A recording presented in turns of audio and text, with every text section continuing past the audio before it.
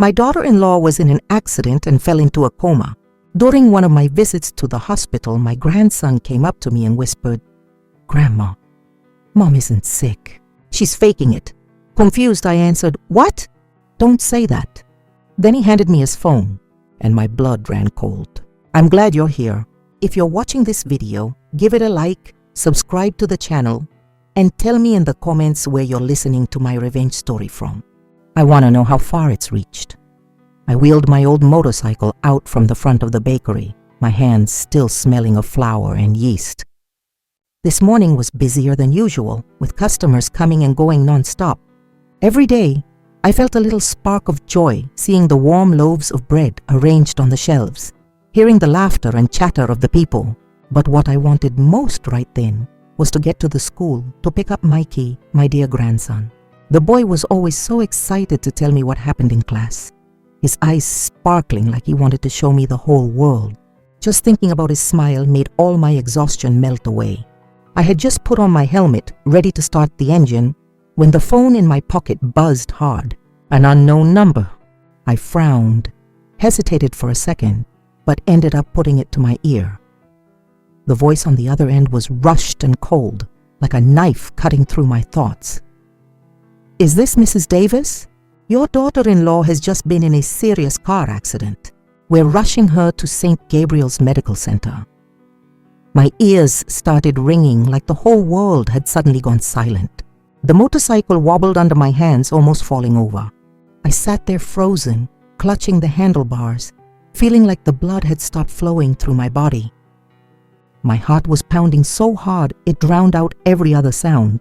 Chloe, my daughter-in-law, who I'd always loved like my own daughter, in an accident. A serious one?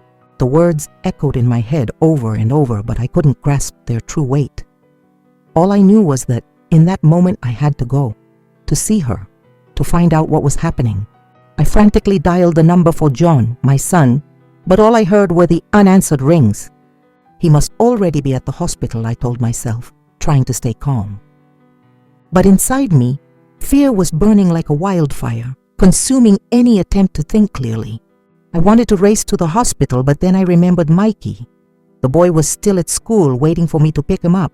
I couldn't leave him alone, couldn't let him find out from someone else. I had to be strong for Mikey, for John, for our whole family. With my heart on fire, I sped toward the school. The streets of Chicago seemed more crowded than ever.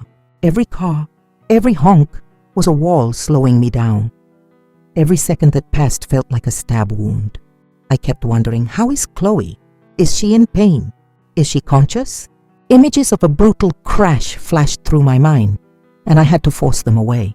All I could do was pray, whispering the prayers my mother had taught me as a child, begging for a miracle.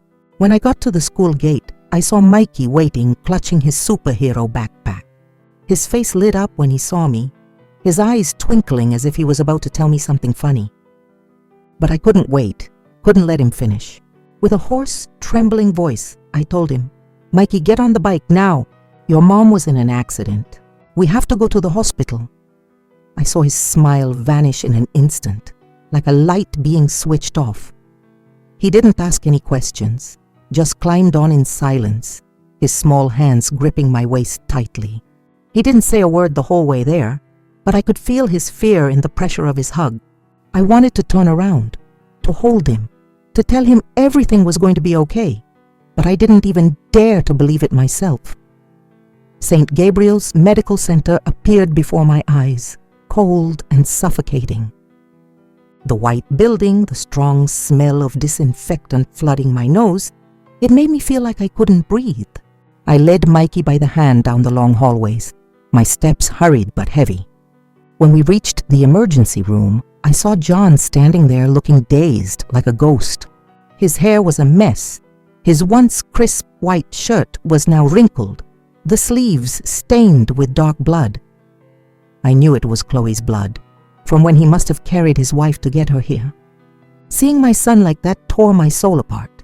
John, my strong son, now looked like a lost little boy. When he saw me, John ran over, buried his head in my shoulder and sobbed like I'd never seen him sob before. "Mom, Chloe, the doctor said it's really bad." His voice broke, trembling as if all his strength had vanished. I held him, trying to stay strong, but I was shaking too. Mikey, seeing his father cry, also burst into tears, his small, confused voice crying out, "Mommy!" The boy clung to John's pants, his big eyes filled with fear, as if terrified of being abandoned in the middle of this storm. I knelt down, pulled him to my chest, trying to protect him. But how could I protect him when I was drowning in fear myself? The three of us sat on the cold plastic chairs in the hallway. Time seemed to have stopped. The sharp smell of disinfectant, the dry voice over the intercom calling out again and again. Every sound was like a knife twisting in my heart. I looked at John, at Mikey, and then at the closed door of the emergency room. I wanted to scream, to pound on the door, to do anything to know how Chloe was. But all I could do was sit there, helpless, waiting.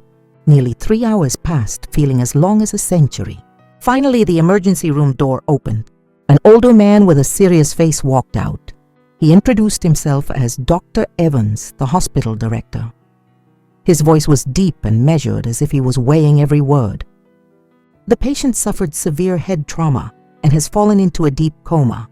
We did everything we could, but when she wakes up, that depends on the patient's will to wake up. Those words were a punch to the gut. Deep coma, the patient's will. The phrases echoed in my mind, but I couldn't comprehend them.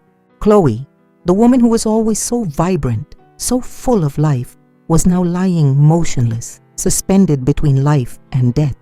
John collapsed. If I hadn't caught him, he would have fallen to the floor. His eyes glazed over as if his entire world had just crumbled. Mikey, terrified, curled up in my arms, his small body trembling. I held him tight, trying to hide my own pain, but my tears were already streaming down my face, silent and impossible to stop. I didn't want Mikey to see his grandma cry, but how could I be strong when my family was falling apart? A young nurse with a name tag that read Sarah approached us with a clipboard. In a soft voice, she said, "The family can see the patient through the glass, but please, no noise." I nodded, leading Mikey and John to the thick glass window. Through it, I saw Chloe, motionless among a tangle of wires. Her face was pale, lifeless. Her lips, which were always smiling, were now sealed shut, as if she had gone somewhere far away, to a place we couldn't reach. John pressed his forehead against the glass and cried out in despair, "Honey, open your eyes and look at me."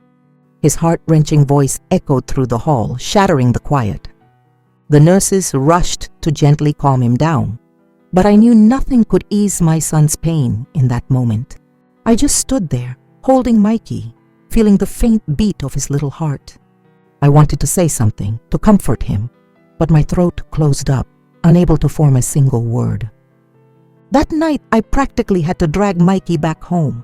The boy was crying his eyes out, wanting to stay with his mother, but I couldn't leave him in the suffocating atmosphere of the hospital. I comforted him, promising we would come back the next day, though I myself didn't know what was waiting for us.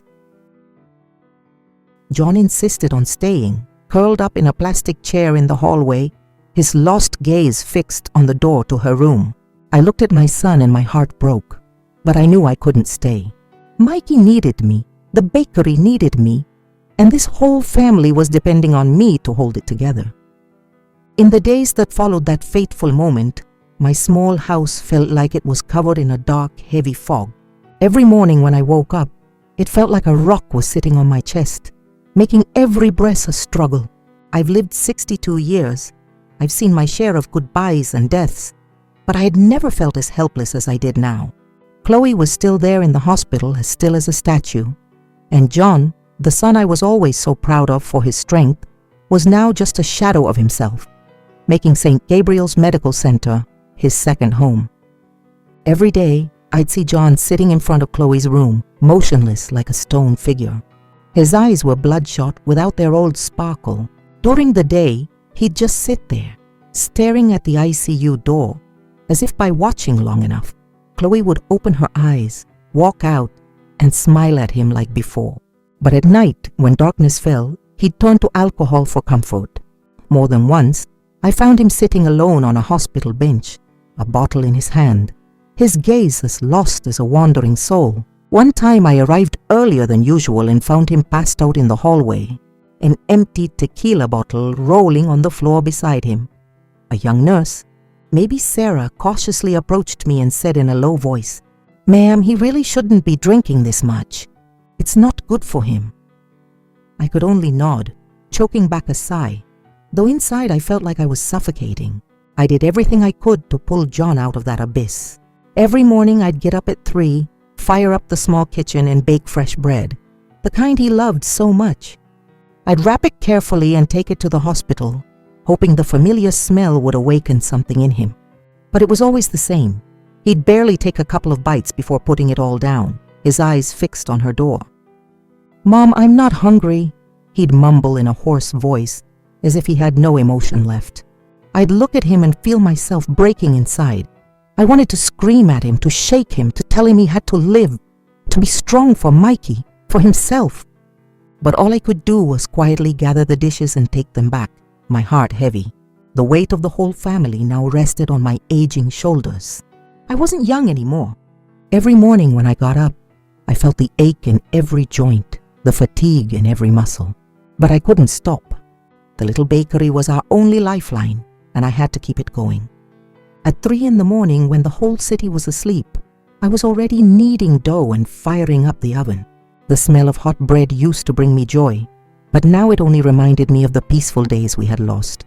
During the day, I'd run the shop while keeping an eye on the clock, then rush to pick up Mikey. There were days when we were so busy I could barely catch my breath, but I still had to grit my teeth and smile at every customer, even when all I wanted to do was collapse. Mikey, my little grandson, had changed completely too. He used to be the sunshine in our house, with his bright smile and endless stories. But now he's become quiet and withdrawn. Every afternoon, coming out of school, I see him sitting silently in a corner of the playground, clutching his superhero backpack, his gaze lost. Once his teacher took me aside, her voice full of concern. "Mrs. Davis, Mikey seems very down lately. He doesn't play with the other kids. He just sits by himself. Is everything okay at home?" I could only manage a forced smile and brush it off. "He's just a little tired, don't worry." But inside, I knew Mikey was carrying a wound far too big for his little heart. I wanted to hug him, to tell him everything would be okay, but how could I promise something I didn't believe myself? Every afternoon, I took Mikey to the hospital to visit his mother. It was part of our routine, part of the fragile hope that Chloe would wake up. But the scene at the hospital never changed. John was still there, his beard untrimmed, smelling strongly of alcohol. I tried to keep Mikey from noticing, but the boy was more sensitive than I thought.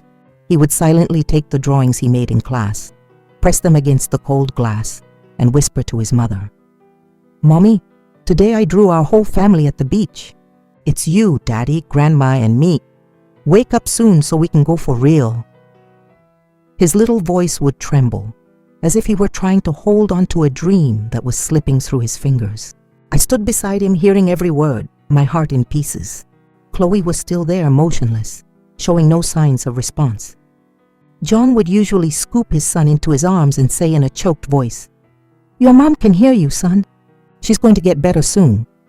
But he was the one who would end up crying, and Mikey, seeing him, would start crying too. I'd have to rush to comfort him and get him out of there, even though I was falling apart inside as well.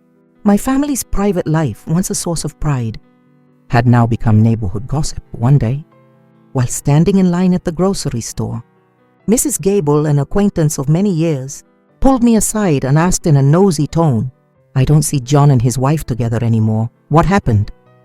And Chloe, is she okay?" I hesitated for a moment, trying to keep my voice steady. "Chloe had an accident. She's in the hospital." But Mrs. Gable's prying eyes and the whispers of others nearby made me want to disappear. I clutched my basket and practically ran out, but the comments followed me, like needles pricking my pride. I didn't want my family to be the talk of the town, but I knew that in a small neighborhood like this, nothing could stay hidden forever. That night, John stumbled home reeking of alcohol. He looked at me with bloodshot eyes and yelled, "Don't tell anyone about Chloe. I don't need their pity." His voice was harsh, but I knew that behind the anger was a pain too deep for words. I just nodded silently, holding back a sigh, and let him stumble up to his room. Mikey was on the stairs, his childish eyes following his father's wavering figure. He didn't say anything, just went to his room with his head down, hugging his superhero pillow tightly. Seeing him, I wanted to run and hug him, but I knew nothing could ease his pain right then. That night, I was left alone in the cold kitchen, facing a mountain of bills that kept growing. Chloe's hospital expenses, Mikey's school, the bakery's upkeep, every number was like a cut to my soul. I had worked my whole life, sweating to build a stable life for my family, and now it all seemed to be falling apart. That afternoon, the Chicago sun was still relentless. I had just finished cleaning the bakery. I locked the door, got Mikey in the car, and prepared for our daily visit to the hospital. The boy was in the back seat, quiet, clutching his superhero backpack as if it were the last comfort he had left. I wanted to say something to break the silence, but my throat felt tight. I could only sigh and press the gas. When we arrived at St. Gabriel's, the familiar painful scene appeared before my eyes. The hallway was still cold. The smell of disinfectant burned my nose, and the intercom announcements sounded dry, one after another. John was sitting in the plastic chairs, his head slumped, dozing from sheer exhaustion. At his feet, an empty beer can rolled, glinting under the fluorescent lights. Seeing my son like this made my heart sink. John was once a man full of life, always laughing and talking loudly, but now he was just a shell, consumed by grief and alcohol. I motioned for Mikey to be quiet. I didn't want to wake his father. The boy nodded, his round eyes full of worry, and followed me softly.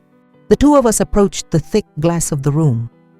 Chloe was there still, as if lost in a deep sleep.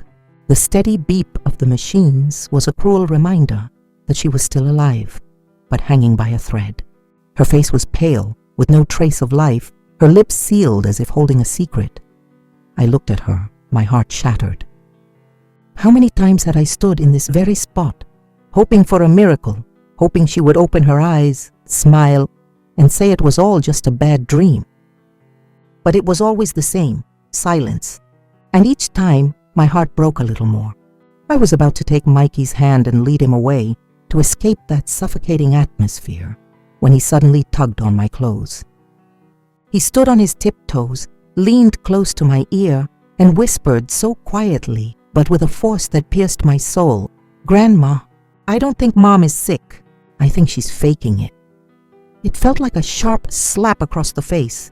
I turned, looked straight into Mikey's clear eyes and tried to speak calmly, though I was trembling inside. "Mikey, don't be silly. Your mom is very sick, you know that." But the boy didn't argue like he usually did. He lowered his head, his hands shaking as he turned on the old cell phone John had given him for cartoons. "Look at this, Grandma," he said, his voice so low I had to strain to hear him. The screen flickered on, showing an image of Chloe's room. There was no one else in the video, just her lying in the bed, surrounded by wires and tubes. But then the unthinkable happened. Chloe slowly opened her eyes, looked around as if checking to see if she was alone, and then casually scratched her cheek. A moment later, she even sat up a little, took the glass of water from the nightstand, took a sip, and lay back down, closing her eyes to become motionless again, as if nothing had happened. I stared at the screen, my head spinning like the whole world had been turned upside down. That wasn't a woman in a coma. That was a performance? I sank into a chair, my hands weak, nearly dropping the phone. Mikey was beside me, his voice trembling as if he was scared by his own discovery. "I've seen it a few times, Grandma. Whenever no one is here, Mom opens her eyes and looks around. But when you or Dad are here, she stays still. I don't know what she's doing, so I secretly recorded it so you could see." Hearing him, a chill ran down my spine. Mikey's innocent whisper, that short video, they were like a lightning bolt shattering the fog in my mind. Chloe, my daughter-in-law, whom I had always loved like a daughter, was faking. But why? For what purpose? I quickly put the phone in my purse, trying to make my voice as stern as possible. "Mikey, you absolutely cannot tell your father about this. Do you understand?" The boy nodded, his eyes wide with fear and confusion. I knew he didn't fully grasp what was happening, but he sensed the gravity of it. I hugged him, trying to hide the storm raging inside me. But just then, John stirred and woke up. He rubbed his eyes, looking at us with a hoarse voice. "What are you two whispering about?" I flinched, shook my head, and changed the subject. "Nothing. Just reminding Mikey to do his homework at home." John nodded, then pulled his son close and whispered, "Don't worry. Your mom will wake up soon." Mikey looked down, avoiding his father's gaze. Seeing him like that, I felt a sharp pain in my chest. He was too young to carry this weight, to keep a secret from his own father. On the way home, I rode the motorcycle as if I were floating, my feet not feeling the ground. My mind was a mess, the images from the video replaying over and over like a horror movie on a loop. Mikey's whisper, his terrified look, and Chloe's motionless face. They were all pieces that didn't fit. I wondered, am I misinterpreting this?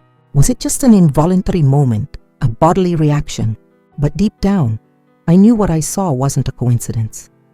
Chloe was hiding something, and that filled me with fear. Not for her, but for John, for Mikey, for my entire family. The next morning, I woke up earlier than usual, before the first light of day had even peeked through the door. I arrived at St. Gabriel's before my usual time, when the hallways were still empty, and only a few night shift employees walked by in silence. John hadn't arrived yet. Maybe he had gone home to clean up after a long night by his wife's side. I stood at the corner of the hallway, looking through the window into Chloe's room. She was still there, motionless, her face pale as wax.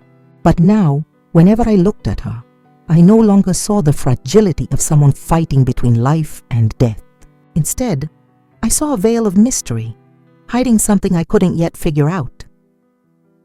Sarah, the young nurse assigned to Chloe's private care, was in the room. She was cleaning my daughter-in-law's body with gentle but somewhat mechanical movements. I hid around the corner of the hallway, watching her every move. Sarah was working, but her eyes kept darting outside, as if she were afraid of being caught. Every now and then, she'd murmur something too low for me to understand, but enough to make me uneasy. Something wasn't right, I knew it for sure. My heart was a tangle of anger and fear, but I told myself I had to stay calm. If I wanted to find out the truth, I couldn't let my emotions take over. When Sarah came out of the room carrying the chart, I took a deep breath and stepped forward. She was bent over, writing, not noticing me. I tried to keep my voice steady, though my heart was pounding against my ribs. "Good morning, Sarah. Tell me, in the times you've been taking care of Chloe, have you ever noticed anything unusual? For example, that she secretly wakes up when no one is around?" I spoke each word carefully, watching her reaction closely. Sarah jumped, as if I had dropped a bomb right in front of her. Her eyes flew open, filled with terror, and the pen she was holding fell to the floor with a sharp clatter. The sound echoed in the silent hallway, confirming that I had struck her deepest fear. "Ma'am, what are you saying? I don't understand," Sarah stammered, avoiding my gaze, unable to meet my eyes. She took a step back, clutching the clipboard as if it were a lifeline. I moved closer, my voice firm, with no trace of gentleness. "That reaction tells me it's true, doesn't it?" I looked her straight in the eye, searching for a crack in her panic. Sarah's face was pale, her lips trembling as if she were about to cry. She collapsed into a chair, speaking in a thin voice, almost a whisper. I was just following orders from Director Evans. He asked me to keep it a secret. Please, I'm just an employee. Don't drag me into this." That partial confession hit me like a lightning bolt. I stood frozen, feeling like the floor was opening up beneath me. It was true. Not only was Chloe faking her coma, but Dr. Evans, the hospital director, was in on it. I tried to keep my voice calm, though I was seething with rage inside. "What exactly did he ask you to do? Tell me clearly, Sarah." I took another step forward, giving her no room to escape. Sarah shook her head hard, wringing her hands, her words coming out in broken pieces. "He just ordered me to take good care of Mrs. Ortega and not to tell anyone she had already woken up. I have nothing to do with the rest of it. I'm begging you, don't blame me." She looked up, her eyes red, as if pleading for forgiveness. But I couldn't give in. Not because I wanted to punish her, but because I needed the truth. I needed to protect my son and grandson from whatever was happening. Just then, another nurse walked down the hall, giving us a curious glance. Sarah shot up, picked up her pen, and pretended to go back to her notes as if nothing had happened. I turned away in silence, my heart beating like a drum. Every step out of that hallway felt like I was carrying a boulder. What Sarah had admitted not only confirmed my suspicions, but revealed something worse. This wasn't just Chloe's act, but a deception backed by someone in power like Dr. Evans. What were they plotting? How could they be so cruel as to deceive an entire family, letting John and Mikey sink into grief? When John arrived at the hospital, I tried to act calm, as if nothing had happened. He asked me with a tired voice, "Mom, how's Chloe? Any news?" I just shook my head and replied quietly, "She's the same, son. The doctor says there's no change." But inside, I was on fire. I wanted to tell John everything, to show him Mikey's video, to tell him his wife wasn't in a coma. But when I saw his bloodshot eyes, his exhausted face, I couldn't. John had already lost so much, and I was afraid this truth would be the final blow that destroyed him completely. That night I tossed and turned in my old bed. The faint moonlight seeped through the curtains, lighting up the ceiling but failing to dispel the darkness that clouded my mind. I clutched the blanket tightly, trying to force myself to sleep. But every time I closed my eyes, sharp questions pierced my heart. Why did Chloe do this? What role did Dr. Evans play in all of this? And the most terrible question of all, were all those years I loved and trusted my daughter-in-law just a lie? I felt betrayed, not just by Chloe, but by my own naivety. I realized I couldn't solve this alone. I needed help.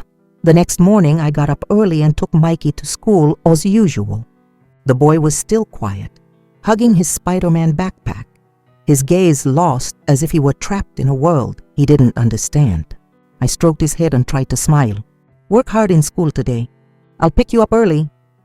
Mikey nodded, but I knew he didn't believe my words of comfort. Watching his small back disappear behind the school gate, I felt my heart tighten. I had to find out the truth, not just for myself, but for Mikey, so he wouldn't have to live in this darkness anymore. I drove straight to the office of Mr. Santiago, a private investigator who had been a friend of my late husband. He was a former cop my husband had always respected for his dedication and sharp mind. Santiago's office was on a rundown corner with a worn wooden sign. When I walked in, I saw him sitting behind a desk covered in scratches, his piercing eyes looking at me over a pair of silver-rimmed glasses. "Mrs. Davis, it's been a while. What's wrong? You look so tense," he asked in a deep but attentive voice. I took a deep breath and told him everything. From Mikey's innocent whisper and the unexpected video to the confrontation with the nurse. "Sarah." I tried to stay calm, but my hands were shaking as I showed him the video on my phone. Santiago watched it over and over, his brow furrowed, his fingers tapping softly on the desk as he always did. "This is not a small thing, Mrs. Davis," he said quietly. "If what you're saying is true, there's a conspiracy going on. I'll help you. But you have to keep this a secret, especially from your son." I nodded, feeling relieved to share the burden, but also heavier as the truth began to surface. Santiago promised to start watching the hospital immediately, and I left his office with a fragile spark of hope mixed with fear. That night, I took Mikey to the hospital again. The air was just as suffocating as always, the smell of disinfectant hitting me, and the constant sounds of machines coming from Chloe's room. John was already there, sitting by his wife's bed, holding her hand tightly, while silent tears rolled down his cheeks. Seeing him like that, pain shot through me. John, my strong son, the pride of my life, now looked like an empty man. I wanted to hug him, to tell him the whole truth, but every time I met his bloodshot eyes, I couldn't bring myself to do it. How could I tell him that the woman he loved was possibly deceiving him? How could I break his heart even more? I made an excuse to go get some water in the hallway, leaving Mikey by his father's side. As I passed a corner near the nurse's station, I caught a glimpse of Sarah talking to a security guard. She slipped a thin folder into his hand, her eyes darting around nervously, as if afraid of being seen. I held my breath and slowed my pace to listen better. "Get this to him quickly," Sarah muttered in a shaky voice. The guard nodded, slipped the folder into his jacket pocket, and walked briskly toward Dr. Evans's office. When Sarah turned back, her eyes met mine. She flinched, quickly looked down, pretending not to see me, and hurried away. I started to walk forward, intending to call out to her, but the guard was already looking at me with suspicious eyes. I stopped, feeling as if an invisible hand was squeezing my throat. A few days later, Santiago asked me to meet him at a small coffee shop, hidden in a deserted alley. When I arrived, he was already sitting in a secluded corner, a stack of photos in front of him. "Sit down," he said, his voice deep but tense. He pushed the photos toward me, and as I looked at them, I felt my whole body go numb. They were photos taken secretly, showing Chloe, in a patient's gown with a white lab coat over it, sneaking out of her room in the middle of the night. She walked with soft but deliberate steps, showing no signs of being in a coma. Chloe went straight to Dr. Evans's office, and the door shut quickly behind her. The light inside was still on, even though it was past midnight. I picked up the photos with trembling hands, feeling the blood drain from my face. Is this real?" I whispered, my voice breaking. Santiago nodded, his expression serious. His office is well soundproofed, so I couldn't hear anything. But it's clear something strange is going on. I've watched her for several nights, and this isn't the only time she's done it. I'm going to keep investigating, but you need to be prepared. This could be bigger than we think." I nodded. Though my mind was blank, Sarah's words echoed in my ears. I was just following orders from Evans. The pieces were starting to fit together, forming a terrifying picture I didn't want to believe. When I got home, I sat in the dark kitchen, the dim light falling on my trembling hands. Mikey was already asleep, but I knew he was still carrying the fear he felt toward his mother. John was at the hospital, taking care of a wife who was possibly deceiving him.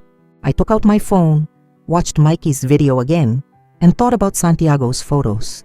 Every detail was like a stab wound, but I knew I couldn't stop. I decided that, besides trusting Santiago, I had to find more proof myself. I couldn't let my family continue to live in a lie. I had to protect John, protect Mikey, even if the price was my own shattered heart. That morning I woke up before dawn. I couldn't sleep, not from exhaustion, but because doubt and pain had been eating at me all night. I looked at the clock. It was barely 4. John, my son, was probably still fast asleep after a night of drinking. This was my chance to do what I had put off for too long. I went upstairs silently, barefoot, so I wouldn't make a sound. The house was eerily quiet, with only the ticking of the wall clock audible. I stood in front of the door to John and Chloe's room, my hand tight on the doorknob, my heart pounding furiously in my chest. I knew I shouldn't be doing this, that I shouldn't be snooping in my son and daughter-in-law's room, but I had no other choice. If Chloe was truly betraying us, I needed proof, something to protect my family. I took a deep breath and opened the door. The room was still filled with Chloe's sweet, strong perfume, a scent that once seemed tender and familiar. On the vanity, a red lipstick was left open as if she had just left a few minutes ago. These small details pierced my soul. I remembered when Chloe first got married, how she would carefully do her hair, how she'd smile trying on a new dress. Had it all been a lie? I shook my head, pushing away those memories, and started to search. I opened every drawer, careful not to disturb anything. Every small noise, even the slight rustle of fabric, made me jump, afraid John would wake up and find me. I checked the vanity, the bookshelves, even under the bed, but I found nothing but their usual belongings. Finally, I opened the old wardrobe where Chloe used to keep her things. In the bottom drawer, hidden under several layers of silk scarves, I found a bundle of blue folders tied with a rubber band. My hands trembled as I opened it, as if I were about to touch a terrible secret. Inside were 2 life insurance policies, the documents neatly printed, Chloe's signature clear at the bottom of each page. The first was a health insurance policy, with a clause that would pay out a huge sum if the patient required long-term treatment or fell into a coma. The amount stunned me, enough to buy a large house. The second policy was even more terrifying, a term life insurance policy. with a payout several times higher, enough to completely change a life. I read them over and over, trying to understand why Chloe, a woman with no steady job, had signed such large contracts. She used to ask John for money for shopping, and sometimes she even asked me, with some embarrassment, to cover basic expenses. So, where did the money to pay for these policies come from? And why did she need them? I took out my phone and photographed every page, careful not to crease the paper. Every time I pressed the button, I felt like I was betraying my own family, but I knew I had no other choice. I put the folders back where I found them, closed the drawer, and left the room. But as soon as I opened the door, I ran into John. He was standing there, his eyes full of suspicion, his hair a mess, his voice hoarse. "Mom, what are you doing in my room?" I jumped, hiding the phone behind my back, my heart racing. "Oh, I was just looking for the old photo album," I answered awkwardly, forcing a smile. John sighed, didn't ask any more questions, and stumbled toward the kitchen, where I knew he would look for a bottle of liquor again.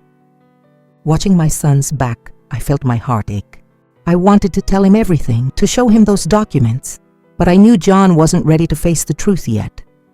In the afternoon, I met Santiago at the small coffee shop where we had met before. He had new information. When I sat down, he pushed another stack of photos towards me, this time taken in the empty hospital parking lot. The images showed Chloe and Dr. Evans inside a car, sharing intimate gestures that were impossible to deny. Chloe, dressed in patient clothes, was smiling at Evans, her hand on his, her gaze full of intention. I sat there frozen, stirring my now cold coffee with a trembling hand. "Is this real, Santiago?" I whispered, my voice breaking. He nodded, his voice grave. "I've been following them for several nights. This isn't the first time. There's something very shady going on here, Mrs. Davis. You need to prepare yourself."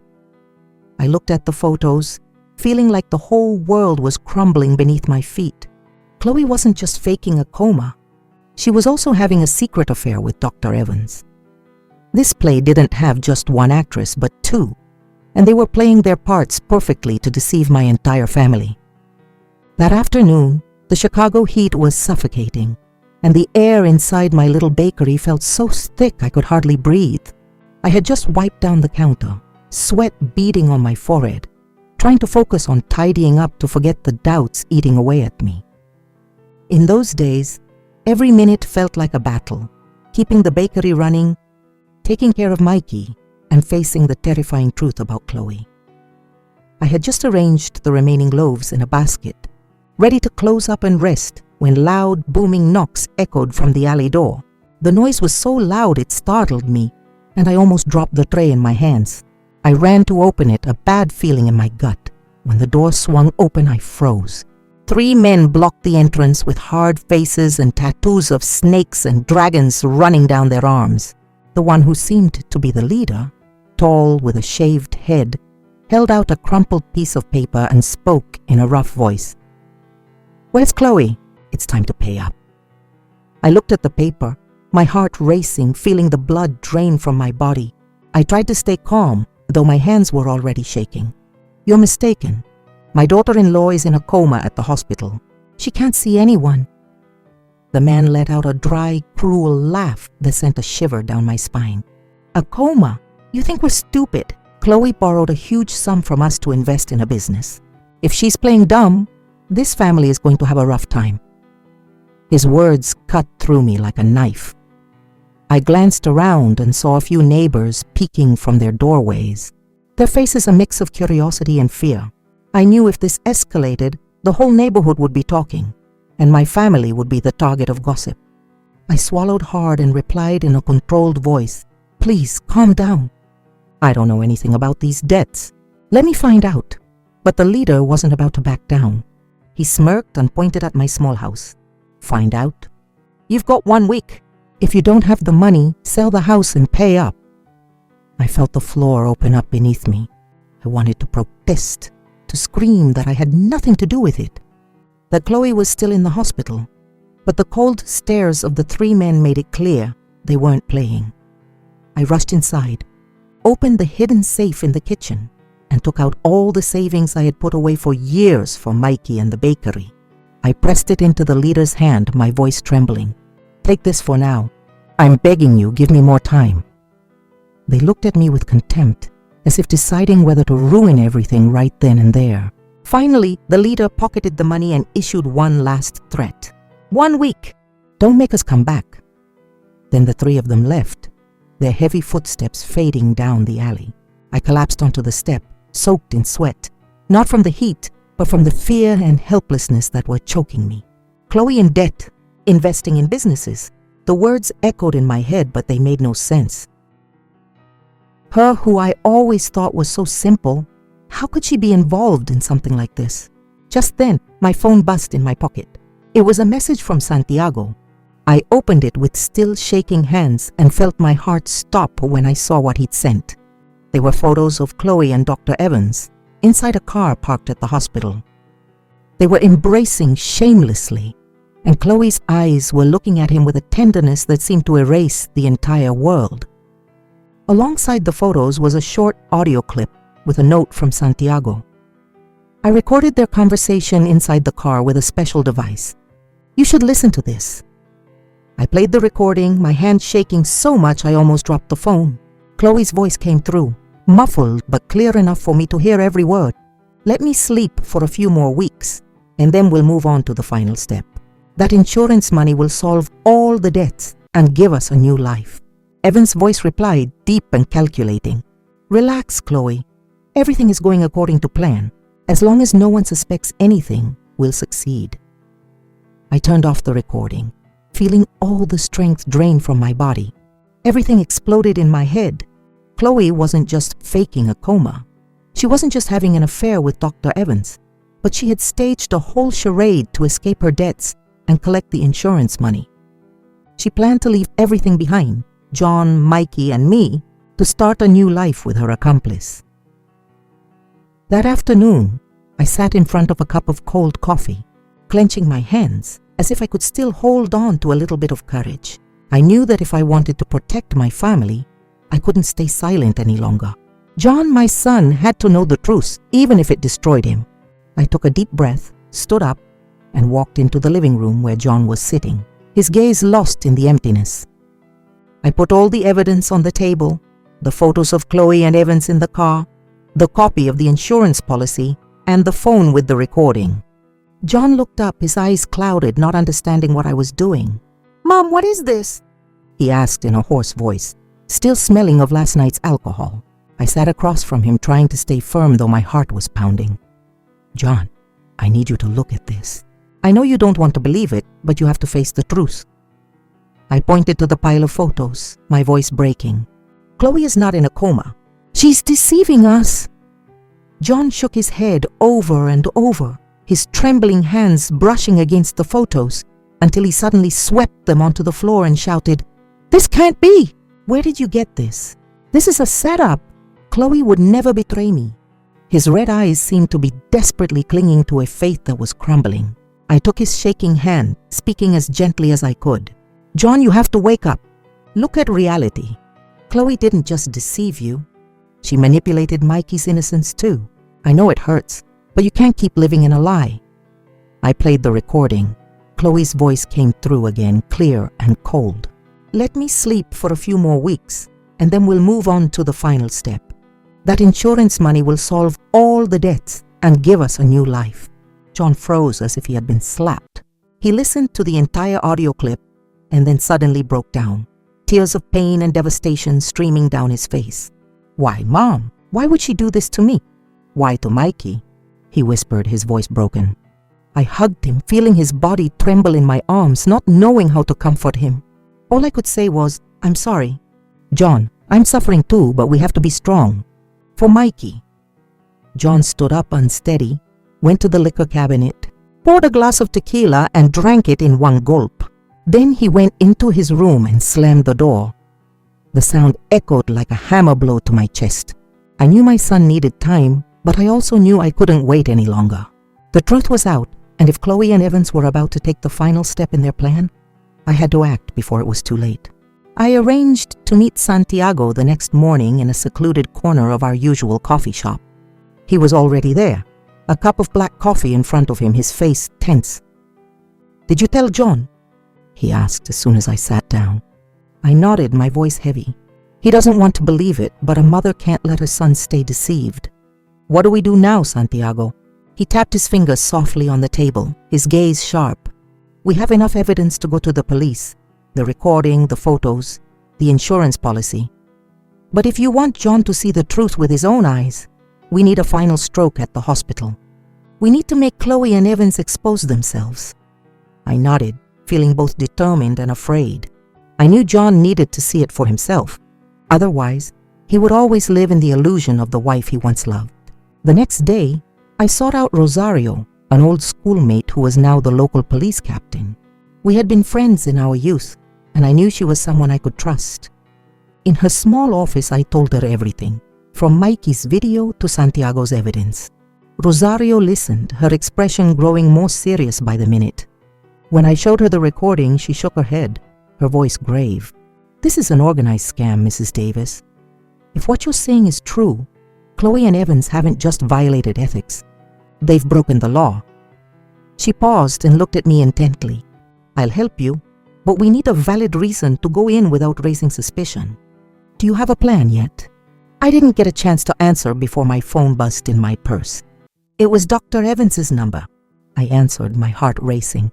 His voice on the other end was heavy, with a false tone of compassion. "Mrs. Davis, I'm very sorry to inform you that Chloe's condition is worsening. Perhaps the family should prepare themselves. Tomorrow morning, please have everyone present. We will give the final prognosis." A chill ran through me as if I had touched a block of ice. This was it, the moment they planned to bring the curtain down on their charade. I tried to sound calm as I replied, "Yes, doctor. We'll be there tomorrow." After hanging up, I turned to Rosario, my voice trembling. "Tomorrow in Chloe's room." That's the moment. Rosario nodded, her gaze firm. "All right. I'll get the team ready. We'll move in at the right instant."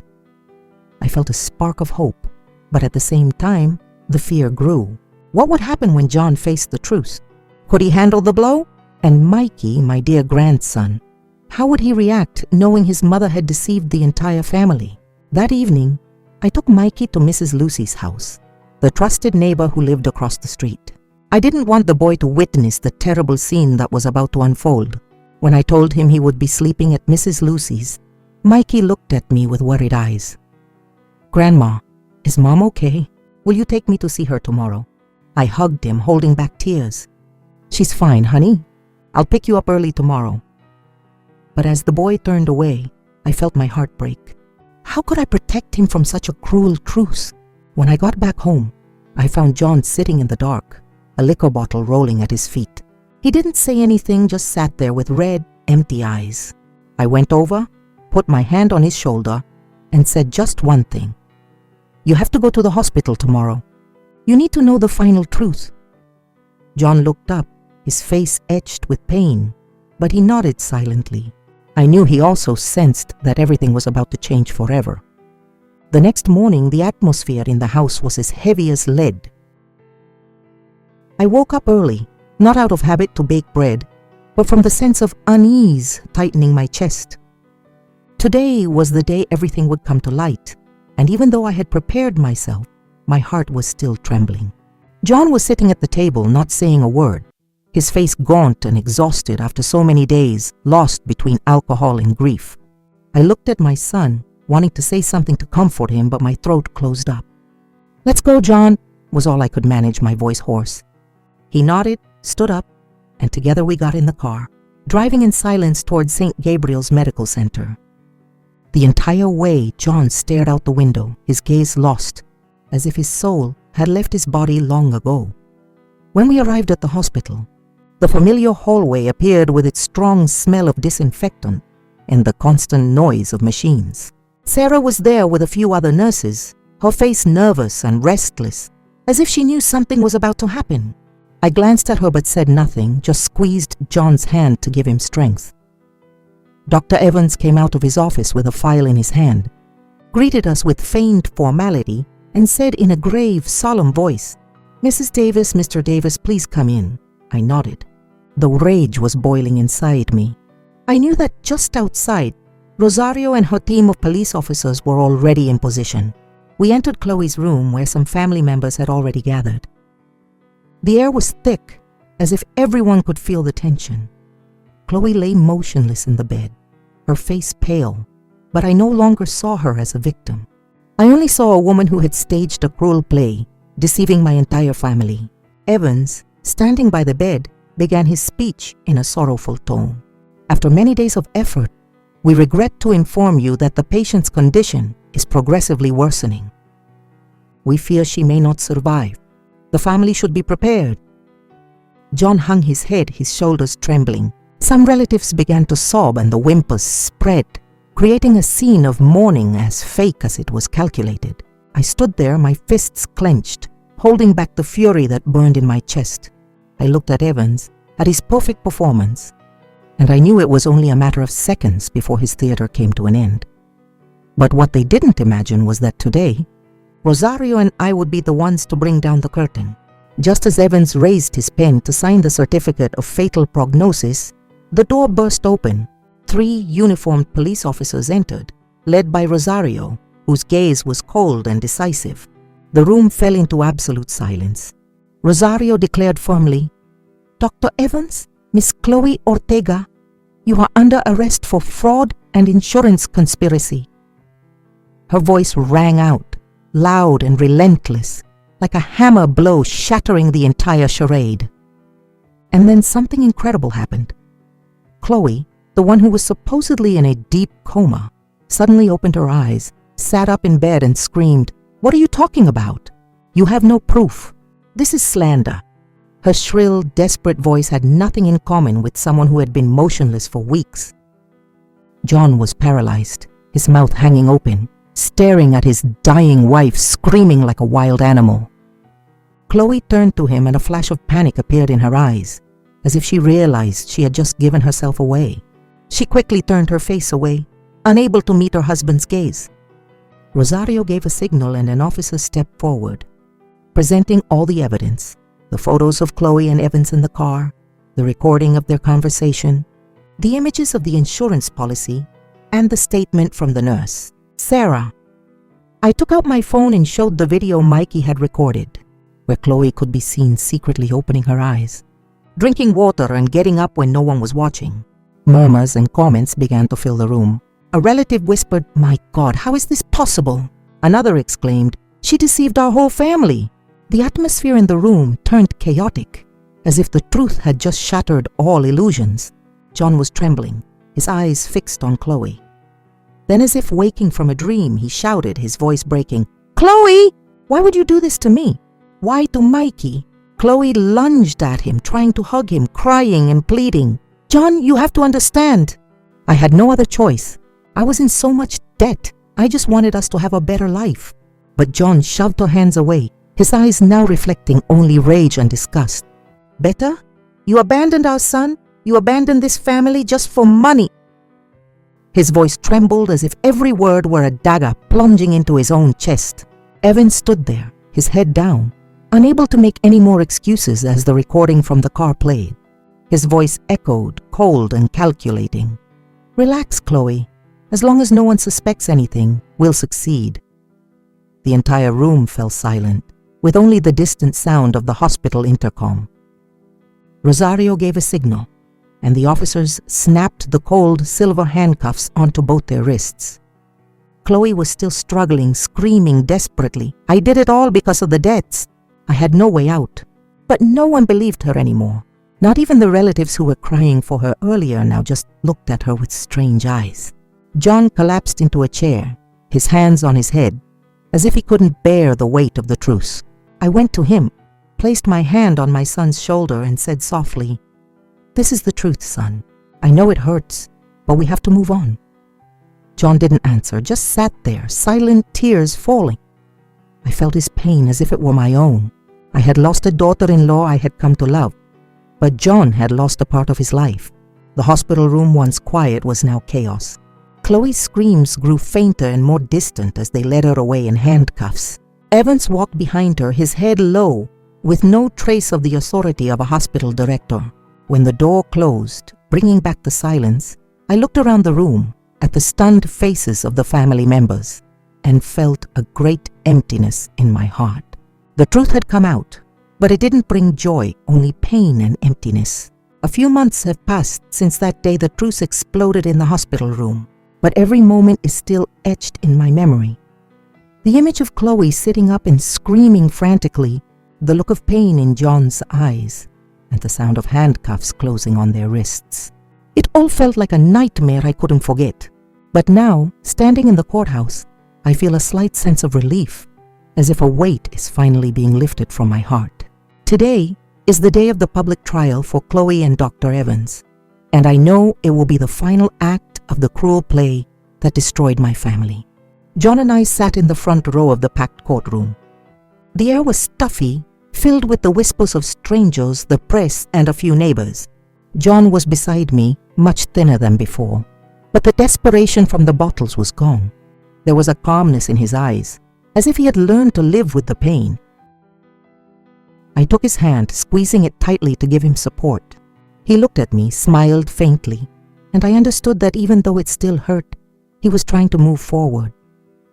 The judge, a middle-aged man with a stern face, began to read the indictment. His voice echoed clearly, each word like a hammer blow, shattering the lies of the past few months. Chloe and Evans were charged with multiple crimes: fraud, insurance conspiracy, and embezzlement. All the evidence was displayed on the large screen in the courtroom.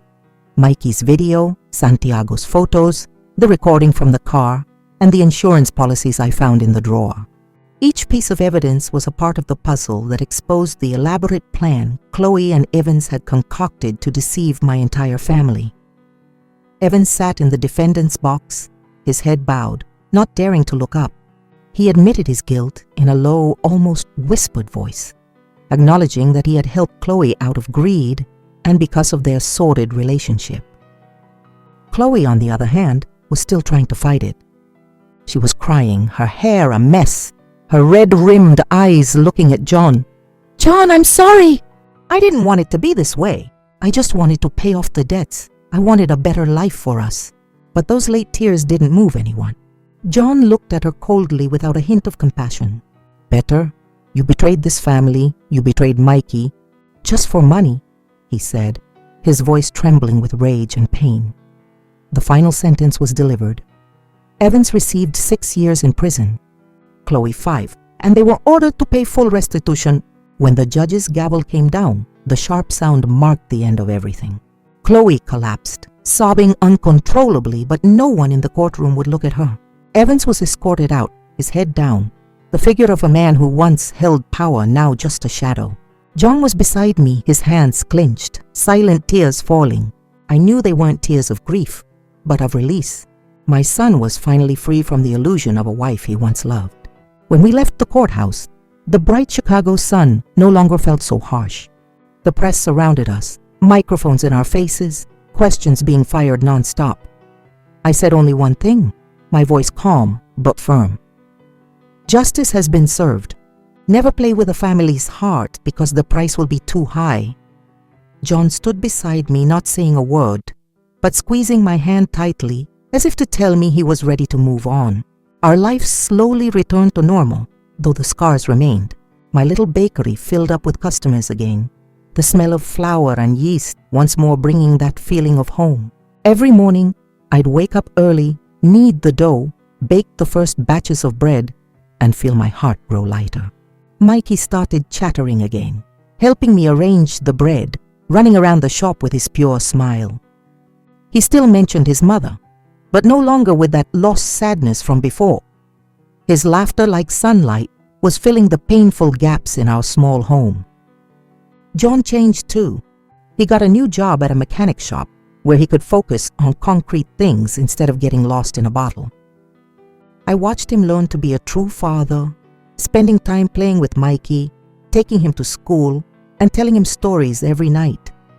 Some nights, I'd see John sitting quietly by the window, his gaze distant, but I knew he was learning to forgive, not Chloe, but himself. One evening, as the whole family was gathered around the table, Mikey suddenly looked up, his eyes wide, and asked me, "Grandma, is Mom ever coming back?" The boy's question was like a stab wound, but I smiled, took his small hand, and answered tenderly. Some people choose to leave, Mikey, but what's important is that we still have each other. Grandma, your dad, and you. That's what family is. John looked at me, his eyes shining with determination, and then he stroked Mikey's head. That's right, son. We'll always be here for each other. Mikey nodded, an innocent smile spreading across his face, and for the first time in many months, I felt this house was warm again. I sat there looking at my son and my grandson, my heart filled with peace. The worst of the storm had passed, leaving scars, but also giving us the strength to carry on. I thought about the days of suffering, the sleepless nights, and all the times I thought I couldn't take any more. But now I know my family made it. We didn't just survive.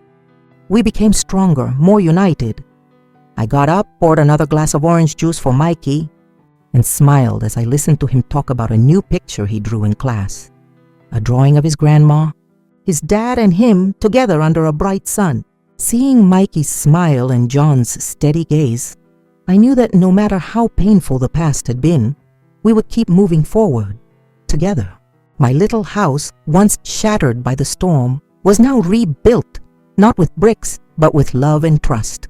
And I, who had dedicated my entire life to protecting this family, had finally found a little peace in my heart.